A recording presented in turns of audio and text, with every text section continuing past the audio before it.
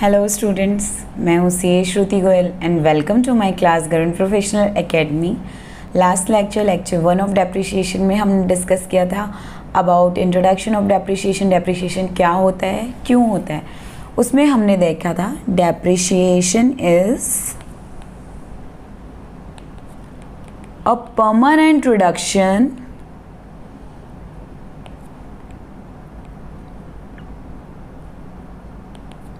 In value of asset. पहला तो ये कि ये असेट की वैल्यू में एक परमानेंट रिडक्शन है, एंड दूसरा इट इज अलोकेटेड या charged over useful life of asset. मतलब डेप्रिसिएशन चार्ज किया जाता है, अलोकेट किया जाता है। Depreciation is an expense. Depreciation एक एक्सपेंस है जो चार्ज किया जाता है over useful life of asset by reducing the value of asset, that is permanent reduction in value of asset. ठीक है, यहाँ तक आप लोगों को कोई कंफ्यूजन नहीं है। आज हम सीखेंगे अकाउंटिंग कैसे करें डेप्रिसिएशन की। अकाउंटिंग, लेकिन डेप्रिसिएशन की अकाउंटिंग से पहले हम जो गोल्डन रूल्स पढ़े थे अकाउंटिंग के लिए वो रिवाइज कर लेते हैं, उसके बाद हम आगे बढ़ेंगे regarding accounting for depreciation. Golden rule of accounting क्या कहता है? अगर पर्सनल अकाउंट है तो ये हो गया टाइप ऑफ अकाउंट, क्या डेबिट करना है क्या क्रेडिट करना है। पर्सनल अकाउंट है तो debit the receiver and credit the giver. Real account है तो debit what comes in and credit what goes out. अगर नॉमिनल अकाउंट्स हैं जैसे एक्सपेंस एंड लॉसेस, वो होते हैं डेबिट। एंड अगर प्रॉफिट या गेन है तो वो होते हैं क्रेडिट। उसके अलावा जो इक्वेशन अप्रोच हमने सीखा था, इक्वेशन अप्रोच, उसके अकॉर्डिंग जो रूल है डेबिट और क्रेडिट करने का वो भी देखते हैं, क्या डेबिट करेंगे और क्या क्रेडिट करेंगे। अगर असेट है या एक्सपेंस है तो इंक्रीज हो रहा है तो डेबिट और डिक्रीज हो रहा है तो क्रेडिट। कोई लायबिलिटी है या गेन है, अगर डिक्रीज हो रहा है तो डेबिट और इंक्रीज हो रहा है तो क्रेडिट। ठीक है, और उसके अलावा कैपिटल का भी लायबिलिटीज़ की तरह ट्रीटमेंट होता है। If capital is reducing, you have to debit, and if capital is increasing, you have to credit the capital. ये सारे रूल हैं। अब अकाउंटिंग फॉर डेप्रिसिएशन जब हम देखेंगे, अकाउंटिंग फॉर डेप्रिसिएशन, तो यहाँ पे हमारा डेप्रिसिएशन क्या है? एक एक्सपेंस। ये एक्सपेंस इनकर हो रहा है, मतलब एक्सपेंस इंक्रीज हो रहा है, और जो भी एक्सपेंसेस हैं उनको हम करते हैं डेबिट। तो जनरल एंट्री हो जाएगी debit the expenses. Depreciation account debit to assets account. अब ये असेट्स अकाउंट को हमने क्रेडिट क्यों किया? क्योंकि depreciation is reduction in value of asset, और असेट की वैल्यू डिक्रीज होती है तो उसको करते हैं credit. Depreciation is an expense.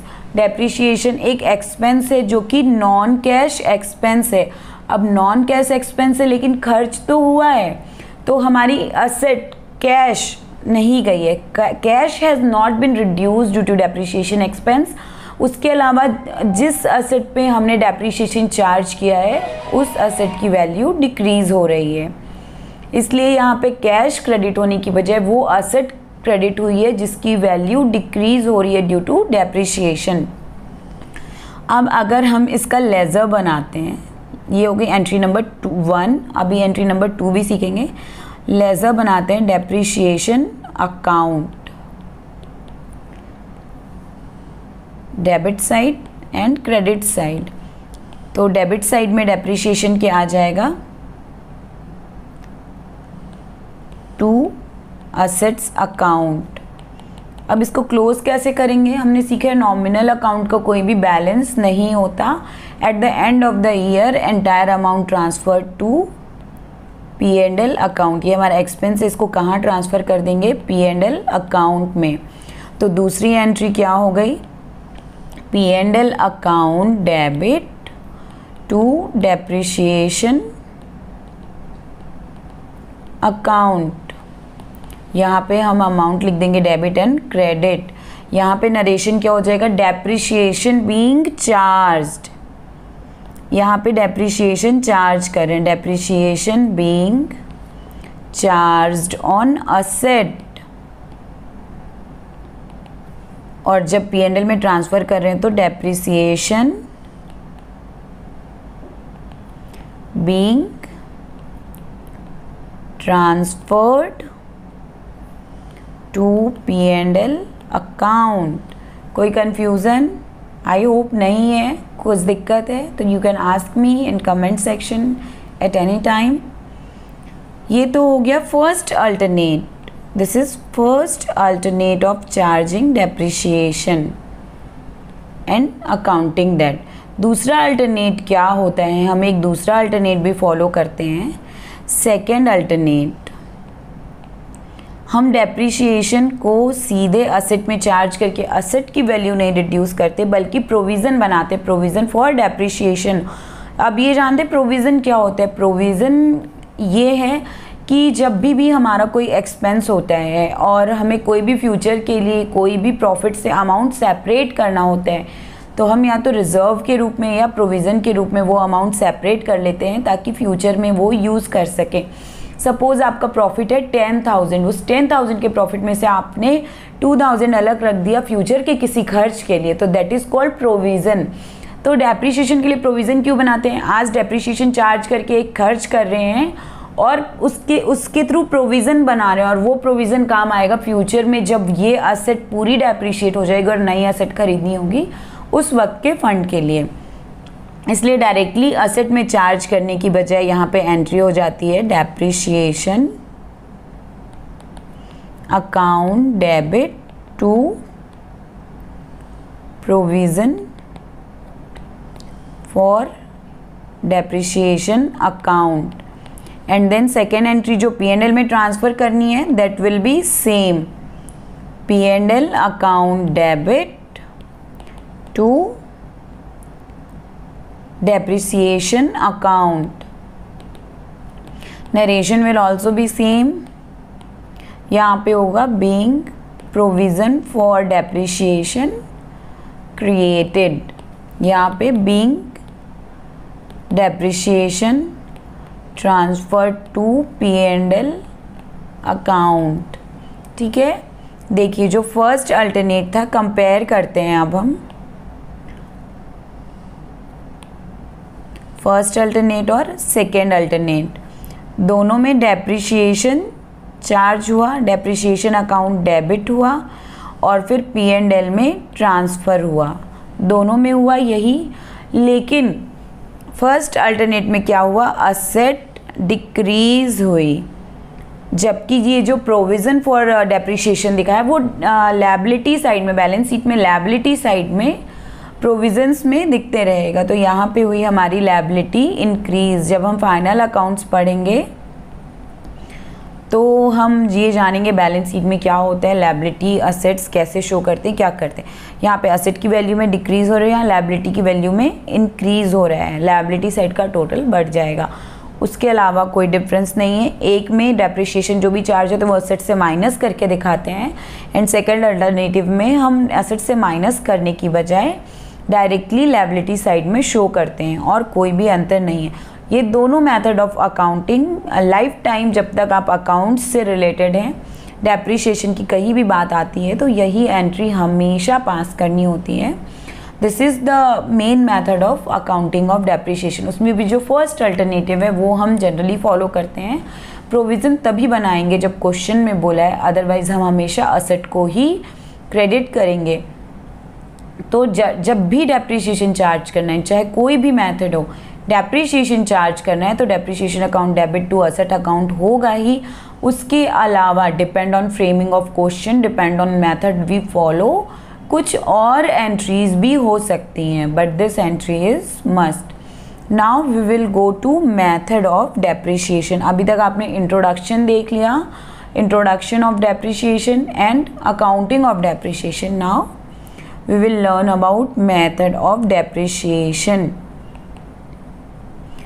YouTube video के नीचे जो डिस्क्रिप्शन में लिंक प्रोवाइड की हुई है, that is of Facebook page of academy, जहाँ पे आपको ये जो नोट्स हैं, कुछ समराइज नोट्स हैं डेप्रिसिएशन चैप्टर के, वो मिल जाएंगे। आप चाहें तो वहाँ से डाउनलोड कर सकते हैं, that will be very convenient to you.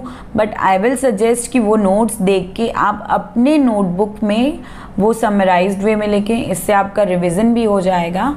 And जो राइटिंग प्रैक्टिस से जो रिजल्ट्स आपको मिलेंगे, बिलीव मी, कोई भी और मिरेकल वो चीज़ नहीं कर सकता जो आपकी राइटिंग प्रैक्टिस आपके लिए स्कोर कर सकती है। So now method of depreciation. First method है straight line method. First method of depreciation जो हम सीखने वाले हैं, that is straight line method.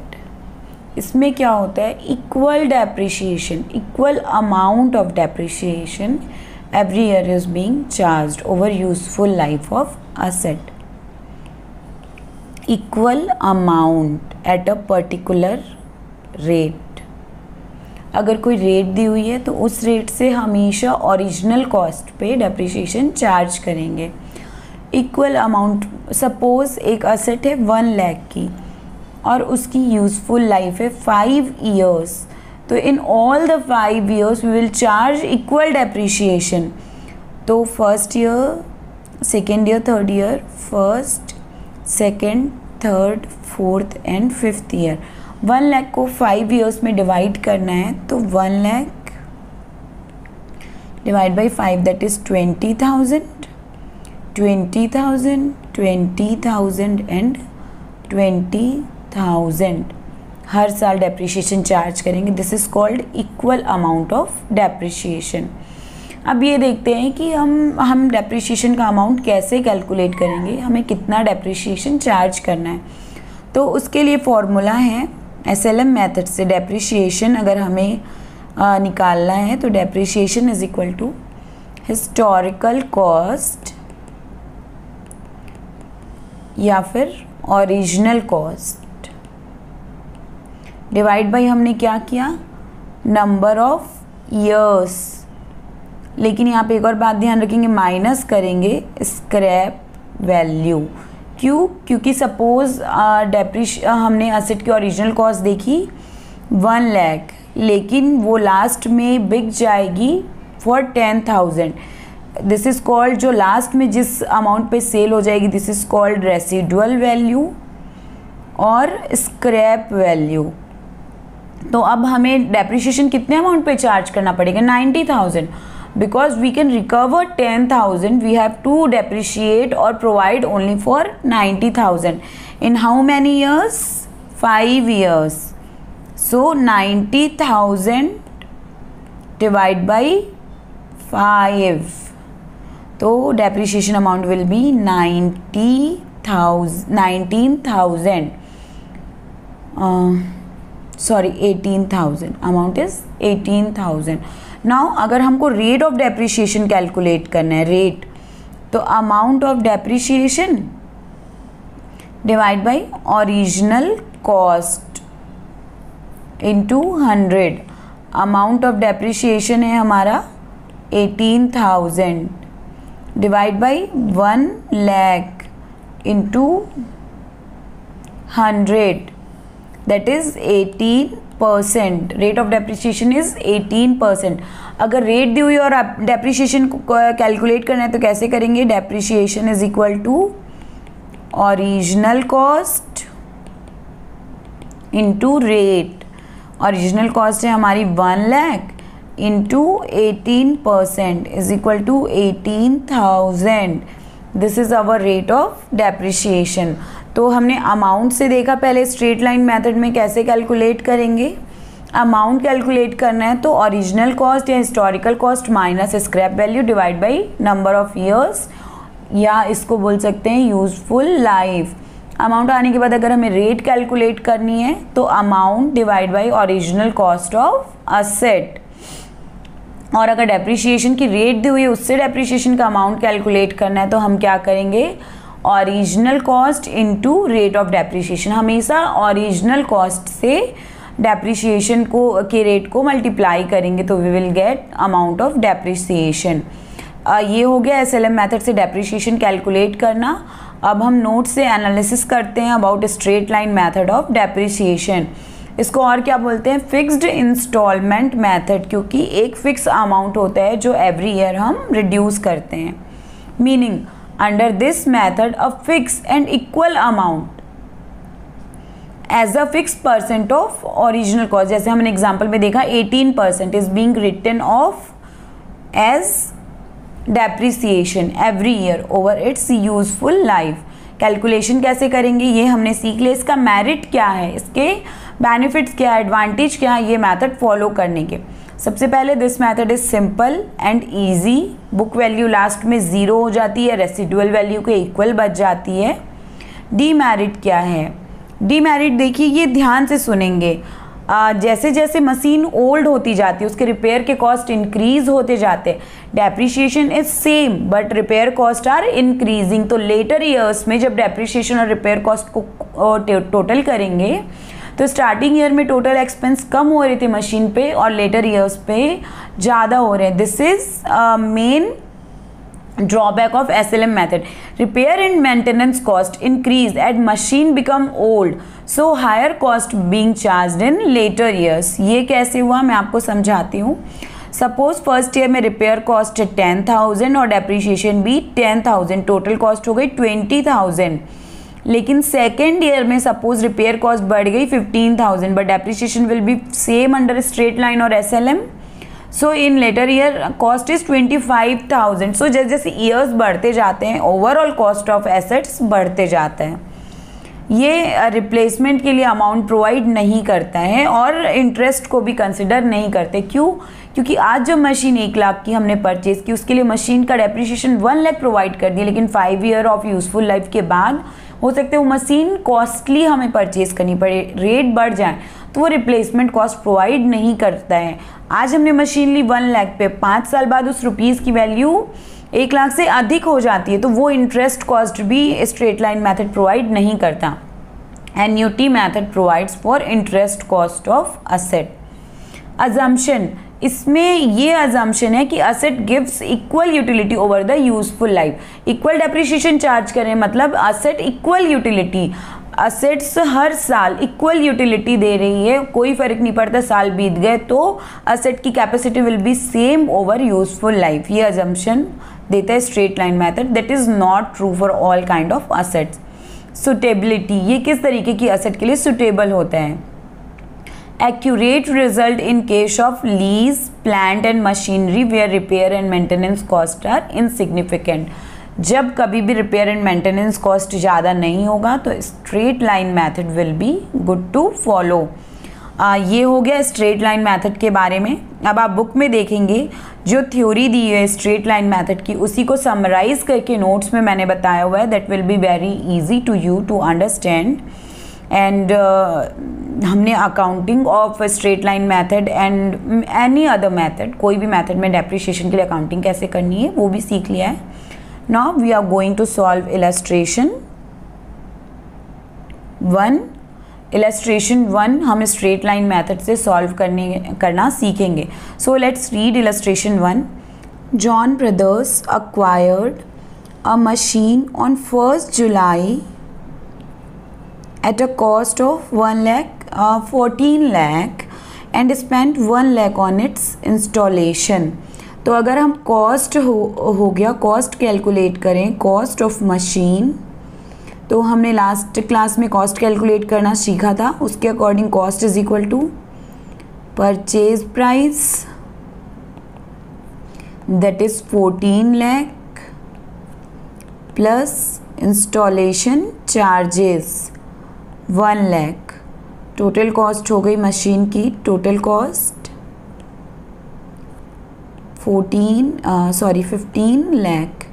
ये जो आप जो भी करते हैं ना कैलकुलेशन इस तरीके का, उसको अपने क्वेश्चन में नाम दे दीजिए वर्किंग नोट्स। ज़रूरी नहीं है कि अगर अकाउंट्स बनाने बोल रहे हैं या जनरल एंट्री बोल रहा है तो आप पहले जनरल एंट्री करेंगे एंड जो कुछ भी आपकी वर्किंग है उसको बाद में शो करेंगे। नहीं, आप अपनी वर्किंग पहले शो कीजिए और उसके बेसिस पे आगे क्वेश्चन को सॉल्व कीजिए, क्योंकि ऑब्वियसली वर्किंग करेंगे तब तो ही क्वेश्चन सॉल्व कर पाएंगे। तो नो इशू एट ऑल, इसको फर्स्ट नंबर दे दीजिए। Cost of machine, firm right of depreciation of 10% पर एनम।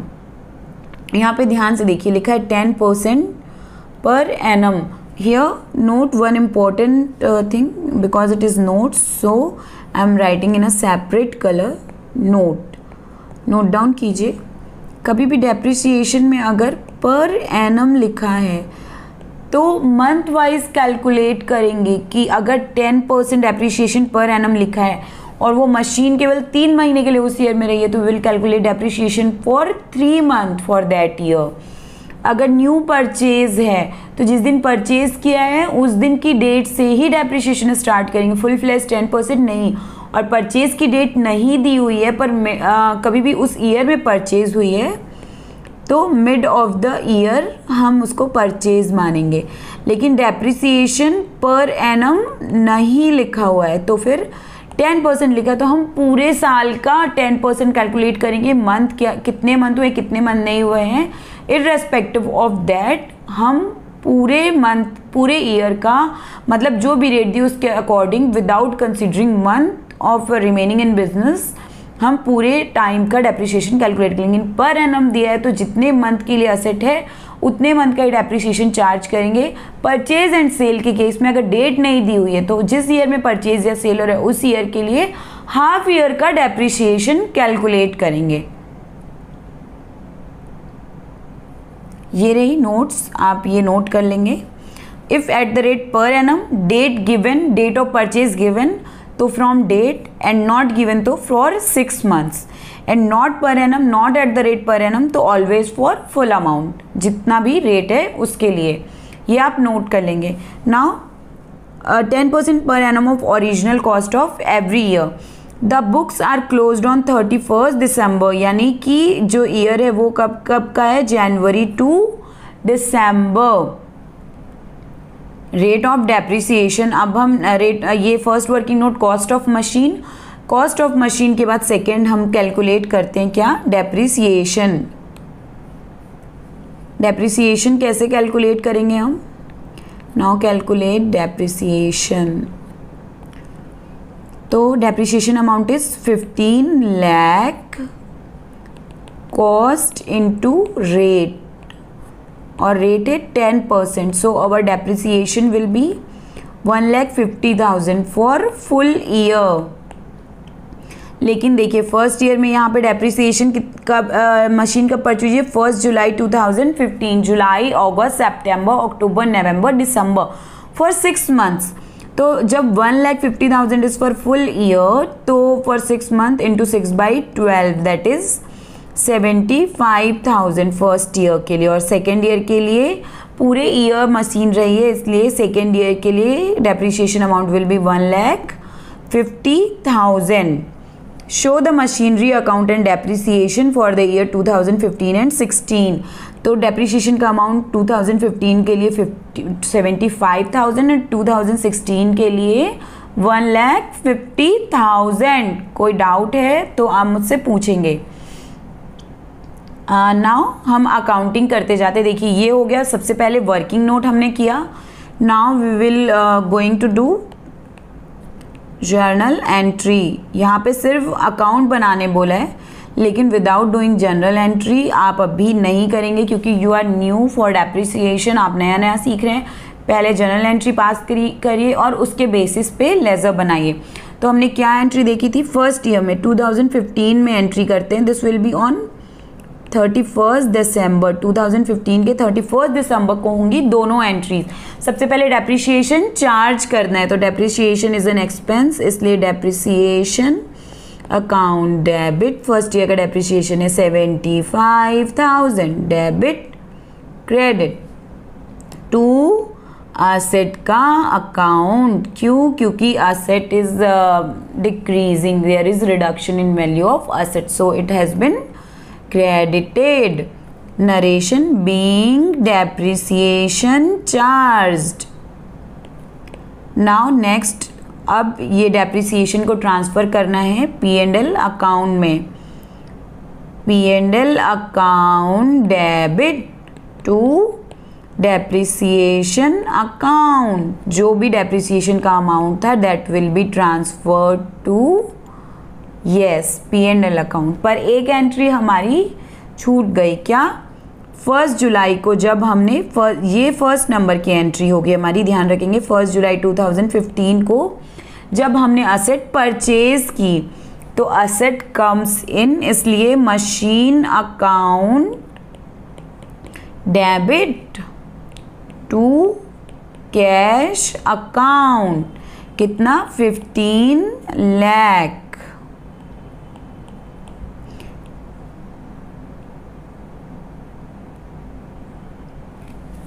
यहाँ पे हम स्प्लिट भी कर सकते हैं इसको, कैश को 14 लाख और 1 लाख में दो, being machine purchased at 14 lakh and installation charges paid ₹1 lakh.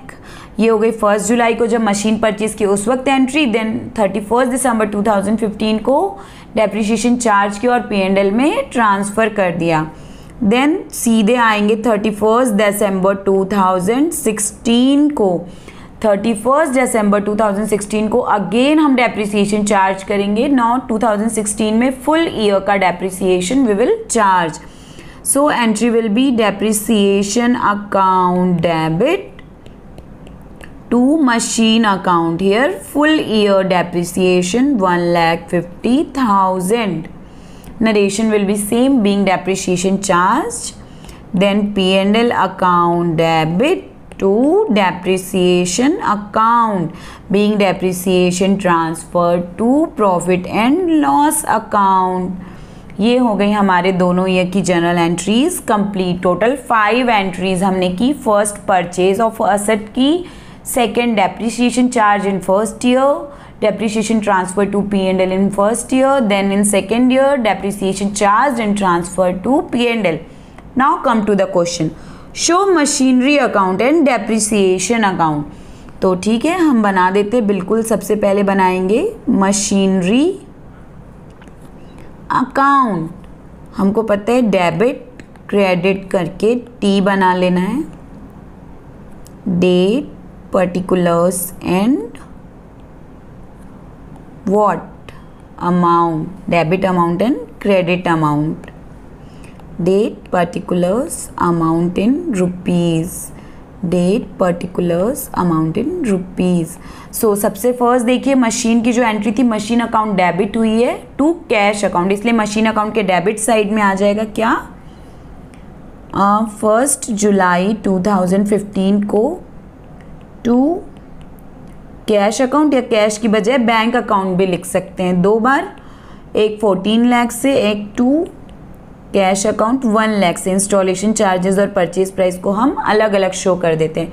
Now depreciation charge हुए हैं तो ये असेट या मशीन का अकाउंट हुआ है क्रेडिट, इसलिए इसके क्रेडिट साइड में लिखेंगे 2015 में 31 दिसंबर को by depreciation account, amount is 75,000। Now year close होता है तो बैलेंसिंग करनी पड़ती है, so we will do balancing. यहाँ पे टोटल है, डेबिट साइड का टोटल है 15 लाख और क्रेडिट साइड का टोटल है 75,000, इसलिए जो भी बैलेंस जो भी यहाँ पे बच रहा है एक्स्ट्रा है वो हो जाएगा by balance carry down 14,25,000। Credit side में लिखा है क्लोजिंग बैलेंस, मतलब it is debit balance. Now जब यहाँ 2016 स्टार्ट होगा, to balance brought down entire amount 14,25,000 in debit side, क्योंकि डेबिट बैलेंस ओपनिंग बैलेंस जौन सा बैलेंस है उसी side and closing balance opposite side. Now फिर से 31 दिसंबर को हम यहाँ पे 2016 में डेप्रिसिएशन चार्ज करेंगे। डेप्रिसिएशन टू मशीन, क्योंकि 2016 में और कोई एंट्री नहीं है, बाई डेप्रिसिएशन अकाउंट 1,50,000। अब देखिए डेबिट साइड का टोटल है 14,25,000, क्रेडिट साइड का टोटल है 1,50,000, मतलब अगेन डेबिट बैलेंस। अब देखिए असेट की वैल्यू सबसे स्टार्टिंग में थी 15 लाख, फर्स्ट ईयर के एंड में रिड्यूस होके हो गई 14,25,000, और उसके बाद अब सेकेंड ईयर के एंड में और रिड्यूस होके हो जाएगी 12,75,000, 12,75,000 बाई बैलेंस कैरी डाउन। इस तरीके से देखिए ईयर वाइज ईयर जैसे जैसे डेप्रिसिएशन चार्ज कर रहे हैं असेट की वैल्यू में रिडक्शन होते जा रहा है। ठीक है, आई होप समझ रहे। Next depreciation account, depreciation account भी बना देंगे हम 2015 एंड 2016 के लिए। Debit credit